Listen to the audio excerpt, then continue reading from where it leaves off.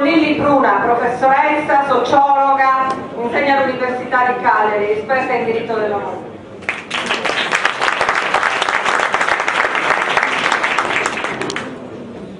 Sì, parliamo di lavoro, è molto difficile, non so se mi riuscirà di essere ironica. Sicuramente il lavoro è un diritto perché chi non ha lavoro è meno libero. Ma di quale lavoro noi vogliamo parlare? Noi siamo pieni di lavoro, non abbiamo mai avuto tanto lavoro come oggi. 23 milioni di occupati in Italia e 600.000 occupati in Sardegna come dato medio negli ultimi 10 anni, diciamo. Se togliamo questi ultimi 2 anni di crisi grave, l'occupazione è cresciuta a partire dalla metà degli anni 90, è cresciuta ininterrottamente in Italia e in Sardegna. Ma 15 anni di flessibilizzazione del mercato del lavoro, così hanno chiamato il processo di modernizzazione del nostro mercato del lavoro, che è consistito poi fondamentalmente in una forte riduzione delle tutele e della stabilità del lavoro. Questi 15 anni di flessibilizzazione hanno cambiato profondamente le condizioni di lavoro.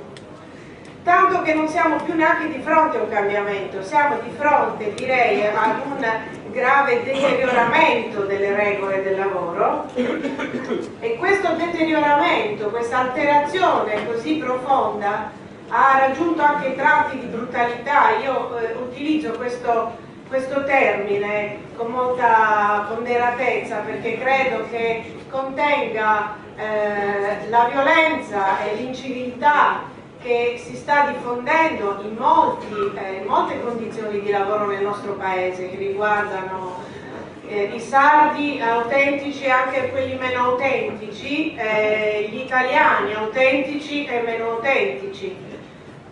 La precarietà e l'insicurezza del lavoro sono così ampie ormai che rappresentano non un'emergenza, non sono un'emergenza, sono l'effetto di un funzionamento sbagliato, di un cattivo funzionamento del mercato del lavoro.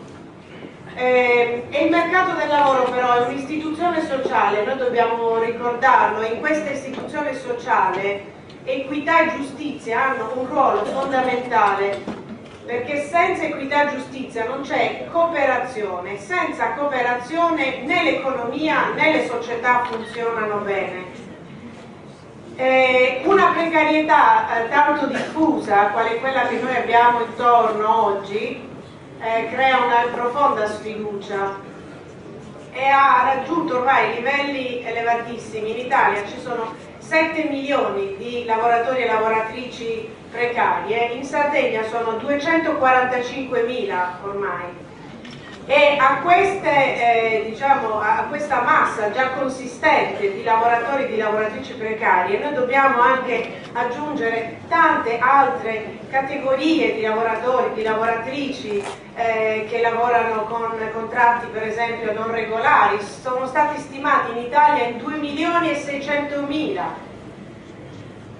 Dobbiamo aggiungere le lavoratrici che hanno lavori part-time involontari, cioè che hanno orari ridotti e retribuzioni ridotte non per scelta ma per mancanza di alternative. Dobbiamo aggiungere i lavoratori a 0 ore, e cioè i lavoratori e le lavoratrici in cassa integrazione, che l'Europa chiama condizioni di lavoro very atypical. Non siamo più atipici, noi abbiamo lavori molto atipici, lavori troppo atipici, che fanno delle condizioni di vita delle persone condizioni di vita insostenibili. Noi dobbiamo imparare a chiamare lavoro ciò che è lavoro e non una serie di attività che si sono via via sostituite al lavoro. Erano i lavori che noi facevamo quando eravamo giovani per cominciare la carriera lavorativa e che oggi sono diventati lavori di cui si dovrebbe vivere.